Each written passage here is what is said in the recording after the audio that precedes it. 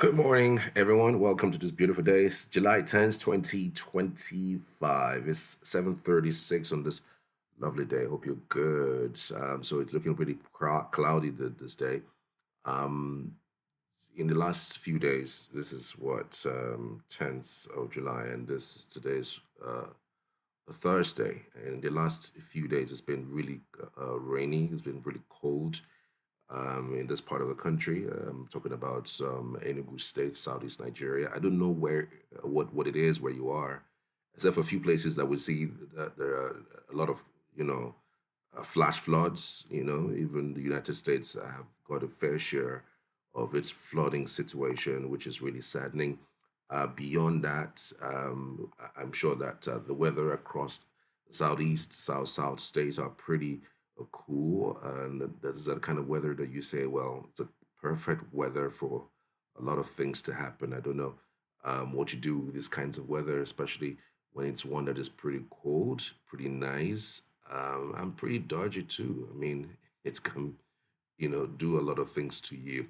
All right, we're going straight into the headlines on our dailies this morning. We're starting on the Guardian newspaper this morning. Remember, this channel is all about breaking news from wherever you are in the world, whether it is in Nigeria, Africa, and around the world. The breaking news and its analysis and what exactly you can be doing with this breaking news. So if it's breaking at 12 a.m., you're sure to get it here. If it's breaking by 6 p.m., you're sure to get it here. If it's breaking by 9 p.m., wherever this news is breaking, you are rest assured that this channel will give you that opportunity to bring it to you and to have you react first to the developing story. I want to welcome every one of you. Appreciate you for tuning in. Everything you need in terms of getting across to us or maybe staying in touch with us is on your screen. So straight into the headlines on the dailies. On the Guardian newspaper this morning, we have this screaming headlines. 2 years later, international travel restrictions spark fresh row over absence of ambassadors. All right. International travel restrictions spark fresh row over absence of ambassadors. EFCC decries mind-boggling fraud at NMPCL once unexplained wealth criminalized. EFCC decries mind-boggling fraud at NMPCL once unexplained wealth criminalized. Well, how are you going to do that? Fingers crossed. 2027 don't underrate Tinubu. Ribadu warns opposition. Don't underrate Tinubu. Ribadu warns opposition. Apparently, I should have thought that the best way to go about this kinds of warnings is basically to list out the achievement of Bola Ahmed Tinubu and then use that as a yardstick to say there is no vacancy in the Aso Rock, like they say. But when you just put don't underrate Tinubu, it also almost feels as if there's something he's about to do to the opposition, which he has, clearly been doing, trying to break their necks, break their legs, and even break them from right inside. So you wonder whether really it's a democratic move, as the case may be. All right, still on the Guardian newspaper this morning. Let's just stick to the Guardian a little bit because there are other headlines there on the Guardian. Look at that headlines now. Mutual funds rise by 105% to 5.9 trillion naira in H1 of higher demand yields. JAPA, Canada raises minimum proof of funds to 17 million naira per immigrant. Interesting, isn't it? Niger attack claims 13 as 20 bandits die in Kwara. Again, 20 gunmen raid Aguata local council, kill 4. Delegates will decide who gets ADC's presidential ticket, says Atiku's spokesman.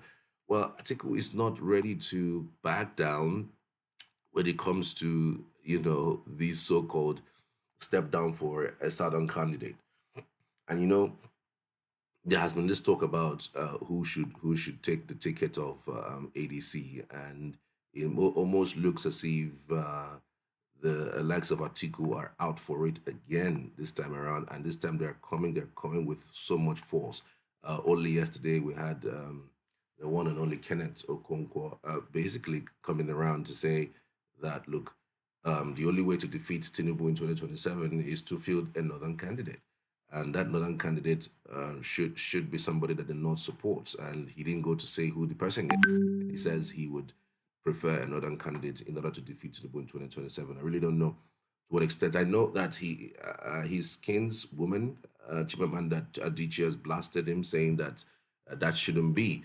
So we'll read what Chimamanda said was our own reasons why they should be talking about it as northern candidate. So we would get to that shortly. But let's also move over right now to the other newspapers that we have for you. Is Daily Independent newspaper. On the Daily Independent newspaper this morning, U.S. visa restrictions. It's about reciprocity on Nigeria. Experts. It's about reciprocity on Nigeria. Experts. UAE stops transit visa for Nigerians. UAE stops transit visa for Nigerians. Senate orders probe into Ponzi schemes after 1.3 trillion naira CBEX collapse. All right, the probe apparently is long overdue. Um, I think it is about time that that is done and done quickly too. All right, and elsewhere, we're also looking at this interesting headlines for you. EFCC chair to lawmakers criminalize unexplained wealth or forget anti-corruption victory. Lawyers submits petition to House of Reps against NMDPRA-MD. 6 months after appointment, Ganduje inaugurated chair of fans boards. All right. 6 months after appointments, Ganduje inaugurated chair of FAN's board. Find out the details. 2015, nobody made Buhari president. Boss Mustafa, as Gowon defends Buhari's legacy, says Buhari's integrity unshaken. Even critics can deny it. Well, if you have integrity and you don't know how to rule, you really don't have any any reason to be anywhere. If you have integrity, then probably you just probably have to uh, be a cleric and keep your integrity instead of coming to disturb people who really want good governance. Even without integrity. Frankly speaking, a lot of persons are saying that this is the worst government. I'm talking about Buhari's government now. The worst government that you can have rule a third world country.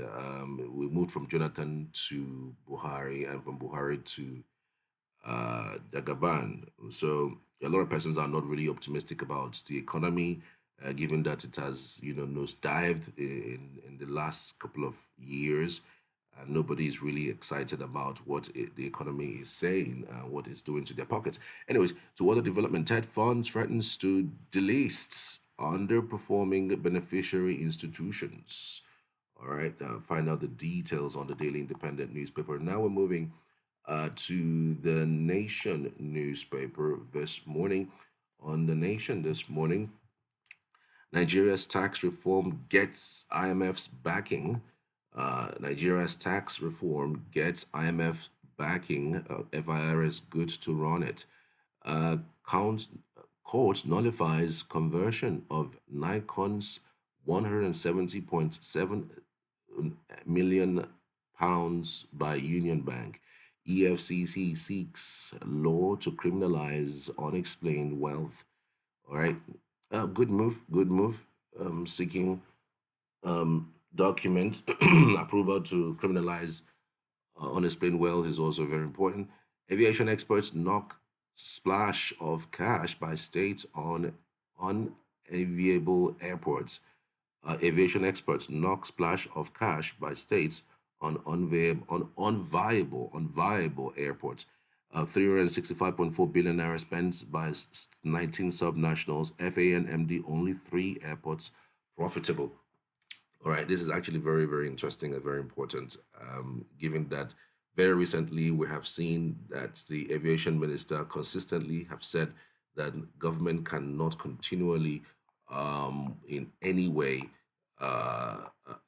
run airports, that private sector should come in. And by way of private sector, it could be a PPP between the state government, which Enugu State has just keyed into. And so they are saying clearly they are not able to continuously do this. But one would wonder really To what extent can that really get us?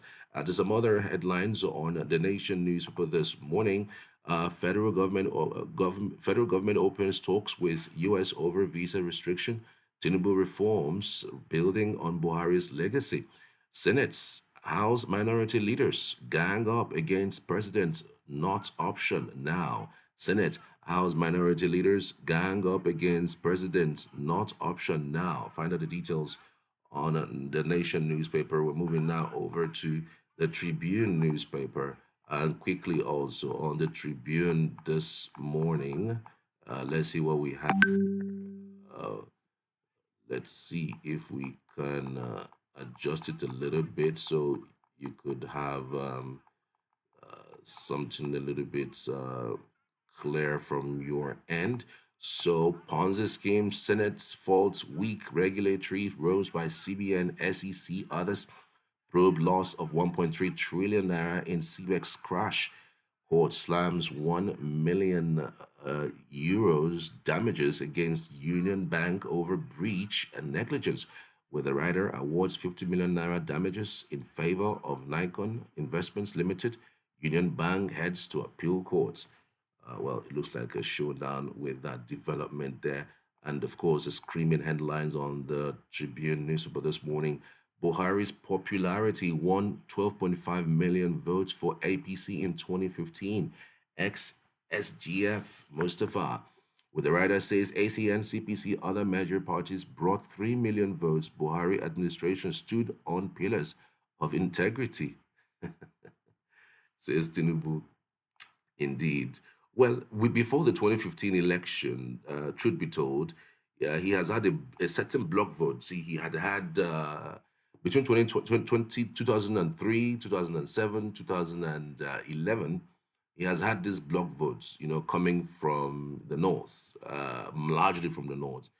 It's a certain between 3 million and 6 million votes. So a lot of persons thought that with Jagaban, Tinubu, bringing in his ACN, which is a special bloc from the Southwest, and a vice presidential candidate who was also a, a pastor, Vice President Osibajo.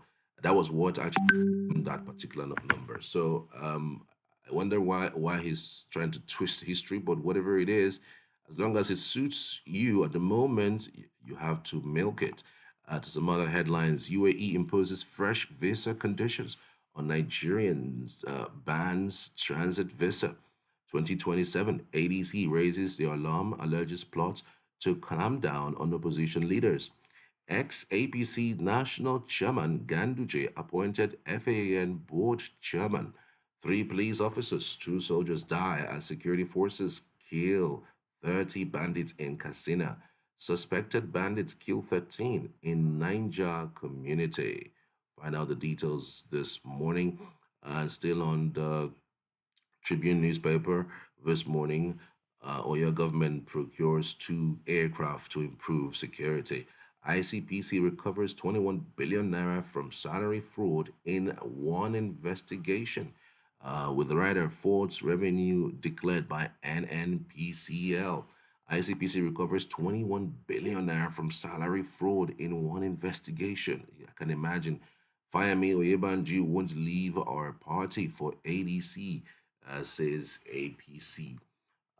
Pretty interesting how corruption has dealt with us. Every now and then we scream that there is no monies, we don't have people who are employed. There's massive fraud with salaries, and every single time come on board, new government come on board, there tend to be this increased point of salary fraud. This is how I guess they do it, because I've heard somebody explain to us how it, especially in the ministries, what happens is people pay people salaries that don't exist.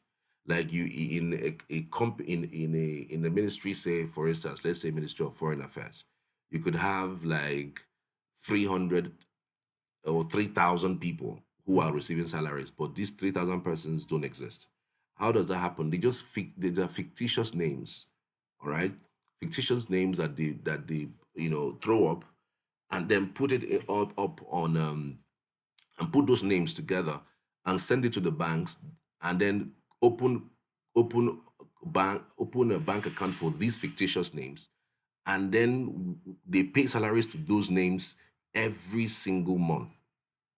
I don't know if you understand what I'm trying to say. They pay salaries to these um, uh, um, they pay salaries to these names every single month. I mean, most of the time they do these things with with the banks, because the banks have to be aware of these things in order for it to get to, to get to fruition. And of course the banks will have their own court. The manager there, or whoever is facilitating it, would have their own court. And so how it goes is, for every transaction, for every one individual whose transaction falls through, they get a certain percentage. So the banks always fall into that trap to accept it. And for the fact that it's even coming from a government parastatal, and from a government angle, it is clear that it's a foregone conclusion. I mean, they just accept it and move with it. So you see a situation where is your books will be reading that you have 300,000 workers pay salaries, but what is the actual amount of people who come to work is actually within the neighborhood, say, of 100,000 or 50,000, and then the rest are just ghost workers receiving salaries, and these monies are actually being siphoned to another account, the cycle continues year in, year out. And this even sometimes continues even past the government, that is existing at the time. So it is that devastating. The craze for wealth is just mind-boggling, and I think that if that is not really checked, I don't think there's anything that's going to happen anytime soon. This is Easy Media, and of course, we're doing the headlines out of the papers this morning. Today is Thursday, the 10th of July, 2025. Hope you're good out there. Let's see if we can grab other headlines on the Daily Trust papers this morning. Tinubu didn't make Buhari president. Boss Mustafa says UAE reviews visa process for Nigerians, bans transit applications. Plateau crisis, reps panel invites Mufwang Lalong to security conference. Plateau crisis, reps panel invites Mufwang Lalong to security conference. We uncovered mind-boggling corruption in all sectors, says EFCC. EFCC has been singing this, and it does look like that there's something to it. I mean, there's virtually no time you would not look at the oil sector and you won't have a problem. And the crazy part of all of this is that successive presidents, in fact, it started under the Buhari's administration. We are seeing clearly that, for crying out loud, for goodness sakes, that we have humongous corruption issues in the National Assembly, not just the National Assembly, I'm talking about the oil sector, but we have the president who is the oil minister. So if you have the minister of our sector being the president, and the EFCC is saying that they have uncovered massive corruption in the oil sector, what exactly are they trying to say? They are indicting the president. So basically, the president is corrupt, because there's nobody who has been petroleum minister since the first of June 2023. It has always been the president. Before now, it has been Buhari all through the 8 years that he was the president. So it means, the EFCC is saying clearly that the president is corrupt, being the minister of of petroleum. That's what it is, really. Where do we go from here? So, other headlines of the Daily Trust: strike, FCT Mole's third term extension for primary schools. I will defeat Metawale before 10 a.m. on election day. Zamfara governor.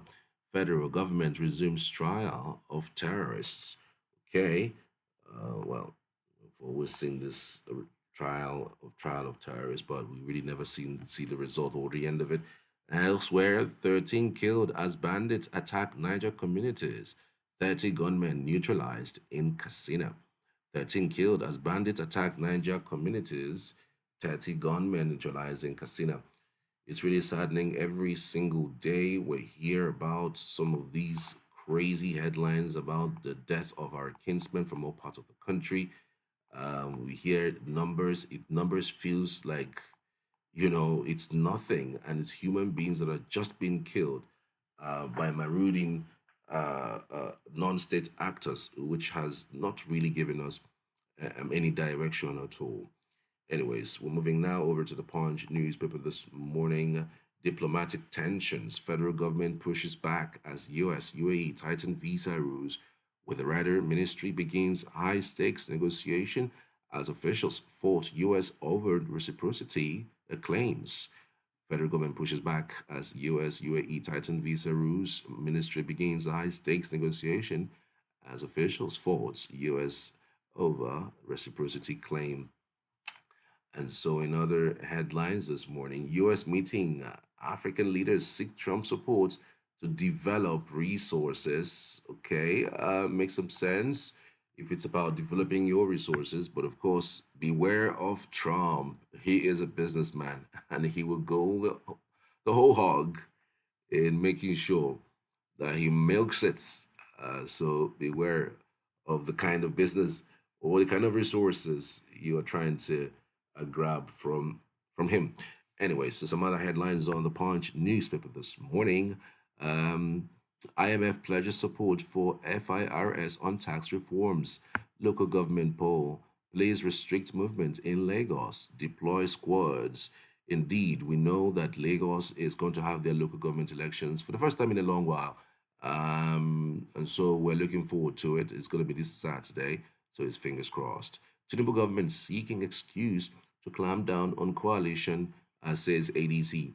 The ADC is already shouting, they're crying and screaming from all parts of their hearts and on their mouth that Tinubu is basically seeking excuse to clamp down on coalition. They have been doing this since the formation of the coalition some few days back. And nobody's going to sit back and watch you form a coalition to beat them if they don't do something about it. It does look like the government has doubled down on PDP because they love the fact that the PDP is in disarray.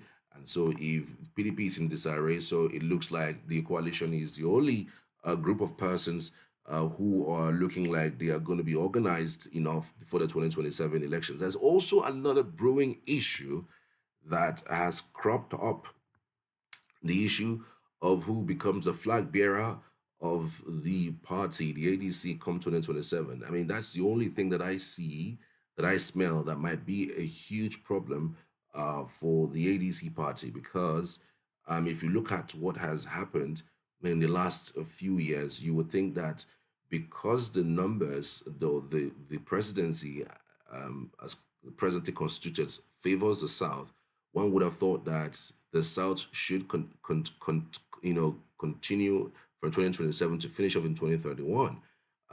But Kenneth Okonkwo, with his analysis yesterday, stated clearly that that may not happen.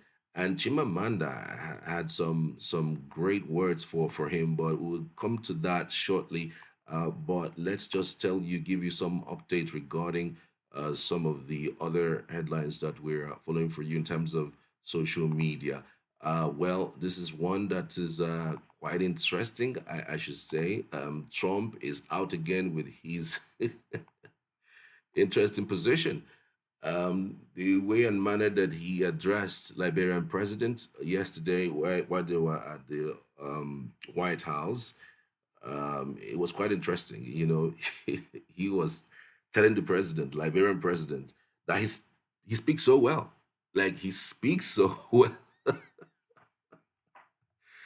Liberia is an African country, yes, but I'm shocked that he didn't know that Liberia is even an English-speaking country.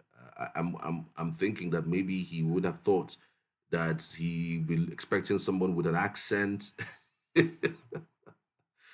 but he got shocked really by what the way and manner the Liberian president spoke. Let's see if we can grab that video and come back afterwards. Anniversary we did at Liberia Embassy. Mr. President, we thank you for this opportunity to be here. Liberia is a longtime friend of the United States, And we believe in your policy of making America great again. And we also go a long way with you with your in your diplomacy that has to do with economic development and commercial friendship. Liberia has a lot of minerals, and one of the things we ask as good friends for a long time is the opportunity to do a survey of our minerals. And also we are committed to peace, and we've been very lucky within our region. We are a country that have had series of democratic elections, and our country has been cooling down. And also, we want to encourage American involvement in the investment in Liberia. Yeah. We'd like to see that happen. We want to work with the United States in peace and security within the region because we are committed to that. And we just want to thank you so much for this opportunity. Well, thank you. And such good English, such beautiful. Where did you learn to speak so beautifully? Where were you educated? Where? Yes, sir. In Liberia. Yes, sir. Well, that's very interesting. It's beautiful English. Sure. I have people at this table can't speak nearly as well, Very and good, sir. Thank you. they come from.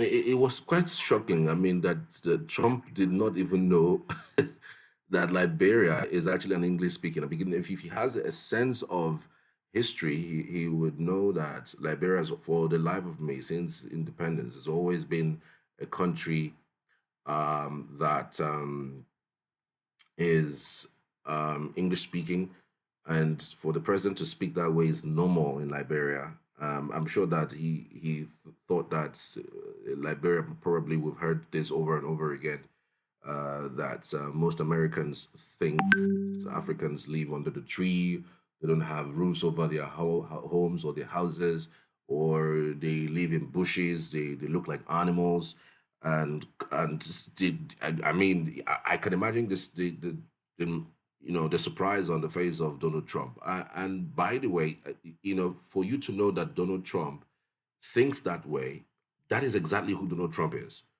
He doesn't hide it. It's not like he's doing that to, condescendingly. Like I've seen people say that it was condescending for him to have said what he said to the Liberian president. I just thought that's who Donald Trump is. He was shocked, very, very shocked. He was expecting to hear, accents in the English, like what we see in South Africa. South Africa speak English, but there's this accent that comes with, their English. Same thing with, most East African nations. They speak English, but it comes with certain accents, that makes it African, and it's also beautiful because it becomes almost original when it's spoken with the country's accent. So track back to the Liberian president. So he was expecting to hear those accent, but he saw that this guy's voice sounded even better than the Israeli Prime Minister Netanyahu, who had just visited him earlier. He said sounded really better than even, and he even said that there's some people within his cabinet that doesn't even speak as good as the Liberian president, and it was quite shocking and stunning too. That he would have that mindset. I mean, a little Google would give you, you know, an idea of the Liberia. Liberia was one of the transit points of slave trade. That's the whites used. So if you talk about UK, if we talk about some of these nations, that they were big with transatlantic slave trade. Liberia was one of the routes that they used. So it's shocking that he didn't know that. Well, maybe President Trump, somebody who came out from entertainment world. So what do you expect from someone like that, really? So no, everyone is just saying like, just let it slide. It's him, and that's what he does, and that some of these things are mostly something that he does for fun and some for entertainment. What haven't we seen with Trump's presidency? I am 69 years old. I consider myself now already too old to be a cabinet minister. I consider myself as such that I've given my children the authority that if I'm still alive at 75 and they hear that I've gone to some political meeting other than, sitting at home and giving elders advice, they should immediately have me arrested and brought home because I may have somehow begun to go senile and not realize what I promised them. You don't have people who are certain age running around. Yes, they may still be the most capable of people, but it's not fair to the next generation. Ministers should typically be in their 40s and 50s, and perhaps president, vice president could be in their 50s and 60s. But anybody who is over 75 who's running, I think should generally not think that, this is the way. They should consider themselves fathers of the nation. That's the way I see the gathering together. That these fathers of the nation have gotten together. They should now then find younger people to advise and show the way to make a difference.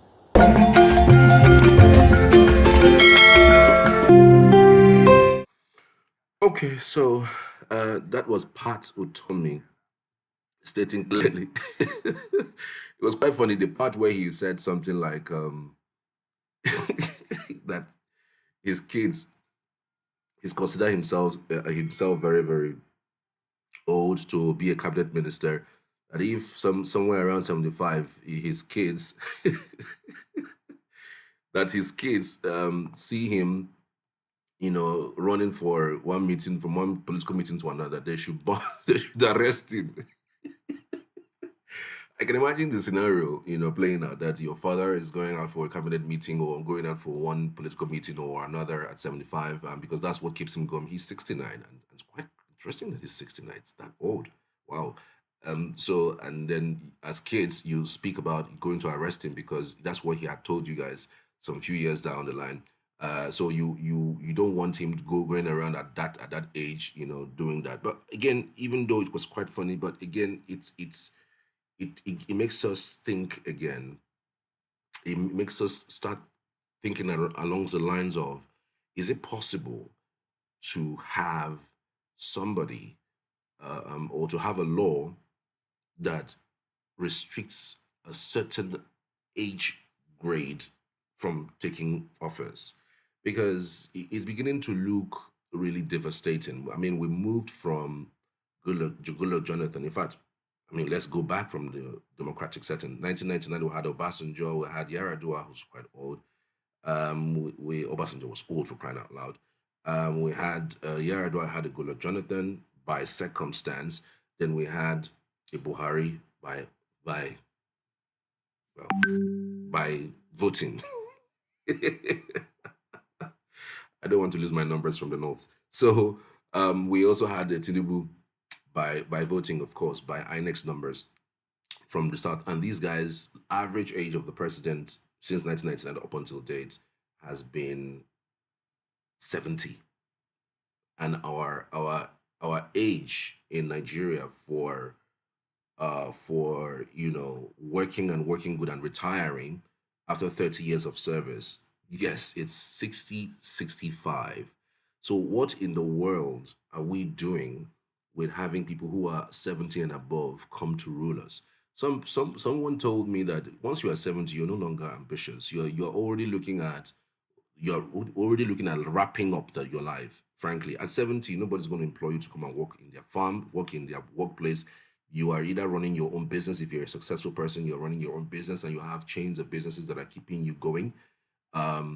Also, maybe something that can keep you busy, basically. So at 70, you're not looking to serve anybody. You are probably looking to go to more church. You are looking to serve more, more humanity because you have seen it all. So you're not ambitious. You're no longer pushing to be ambitious, to want to achieve something because your time has passed. As against somebody who is 40, somebody who is 45, somebody who is 50, looking at life ahead of them. They're looking at their kids, they're looking at the future, they're looking at what they can do to better their lives and better their lot.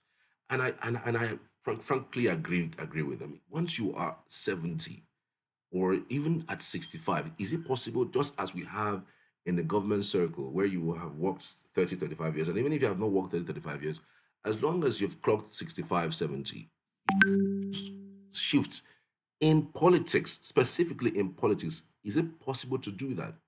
That's another way we can actually give hope to the generation that is coming behind us, so that we are in one way thinking straight, that we're giving them the opportunity to rule and to be ambitious, just as every other person can be.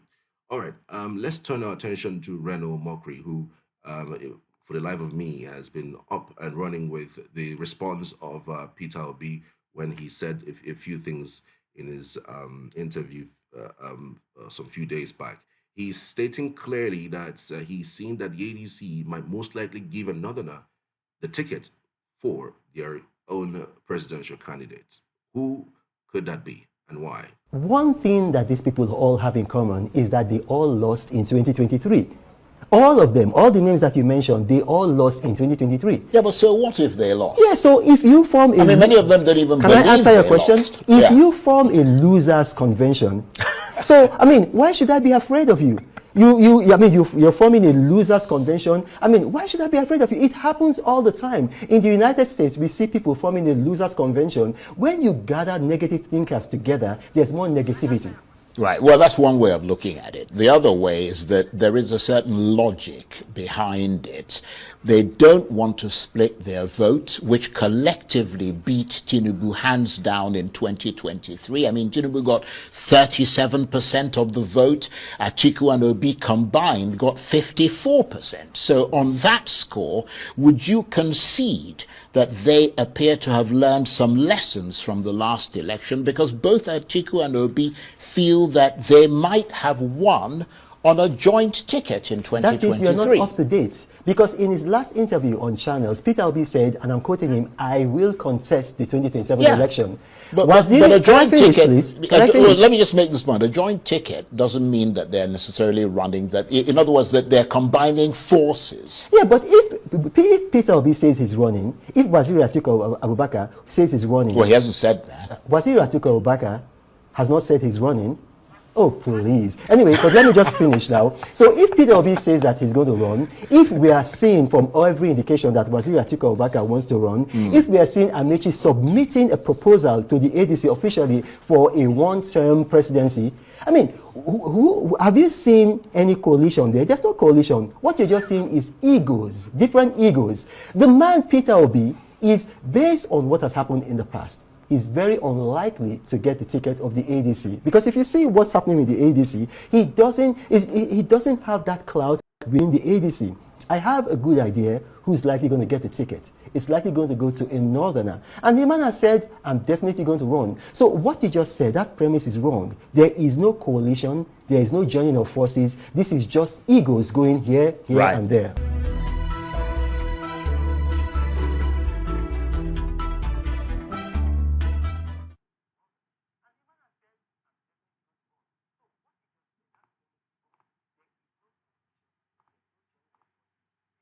Okay, so that was Reno Omokri there, giving his 2 cents and stating clearly what Peter Obi would most likely do.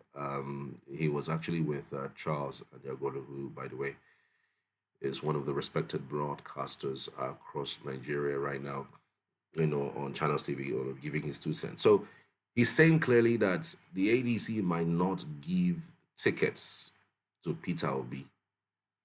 The ADC might not give the ticket to Peter Obi, and the numbers are actually adding up. And it's likely that they might not give him the ticket. But I'm just thinking to myself, what would be the plan B of Peter Obi if he loses out in the primaries of the ADC? What would be the plan B of Atiku if he loses the primaries of the ADC? And I also noticed that there's a story yesterday that I saw that Peter Obi and El-Rufai are planning to pull out or they are threatening to pull out if the ticket is not zoned to the south. Because I mean, it's no brainer. This same Erufai is the guy that made sure that Tinubu clenched that ticket, that power must go to the south because of the fact that Buhari has done 8 years and it's only plausible and it's only fair for power to return to the south. And he supported Tinubu to emerge as the presidential candidate of the APC in 2023. And so they are saying, I saw a story. I'm not. I mean, I can't really confirm. That's why I'm not playing out. I was showing you numbers, but I saw a story that actually stated that Erufai and Peter Obi are also looking to pull out.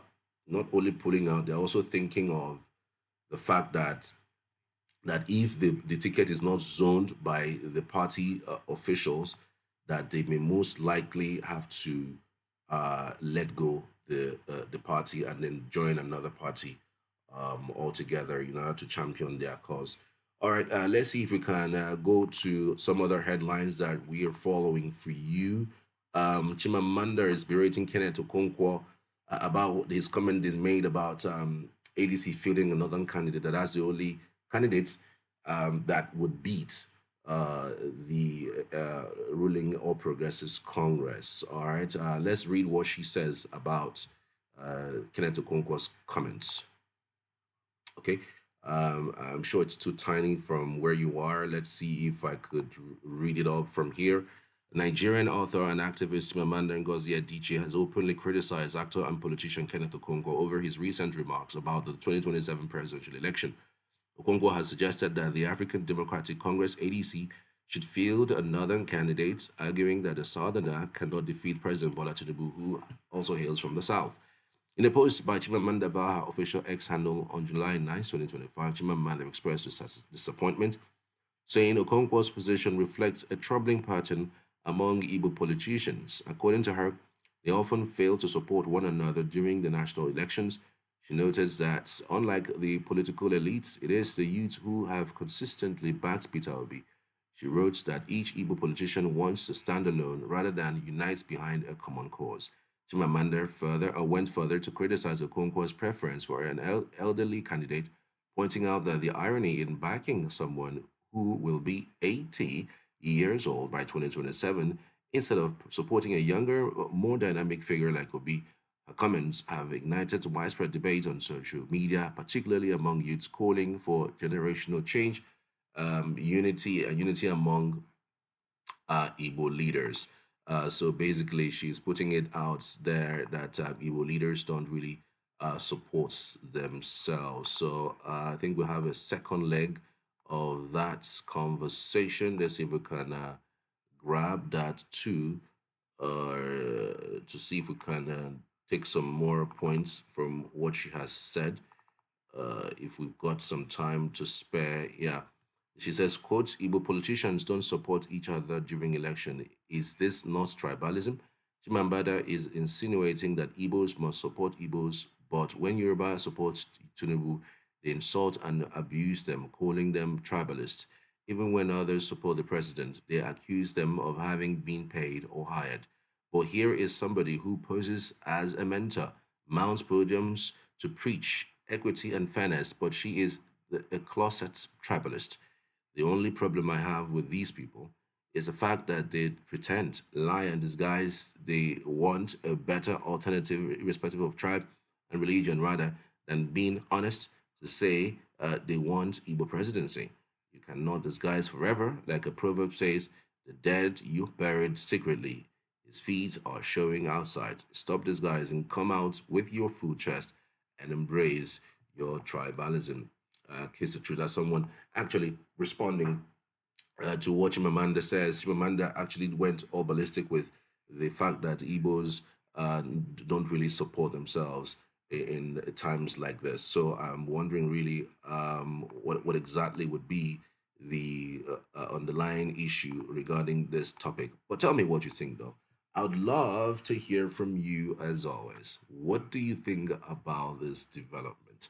Do you think Chimamanda was right in her own perspective, stating clearly that the Igbos don't support themselves, the Igbo elites specifically don't support themselves. They don't like to galvanize around one uh, one political bigwig who is making rounds. They like to stand alone. She took the tribal route, but one would wonder why would she take the tribal route? But then again, she's trying to speak her own truth. She's trying to speak from where she is, and everybody's got their opinion.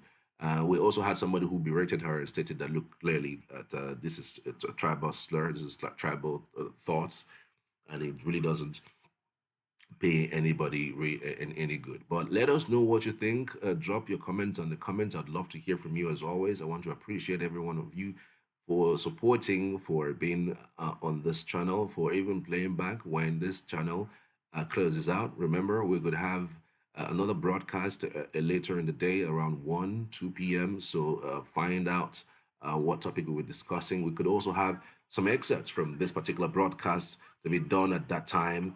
And if there's any breaking news that is huge, of course, we would surely bring it for you, for your watching and your listening pleasure. It will be my pleasure to always come here to dissect some of the biggest headlines across Nigeria and around the world. Many thanks. Appreciate you. I'll see you on the next one. I'm Charles. And this is Cheesy Media.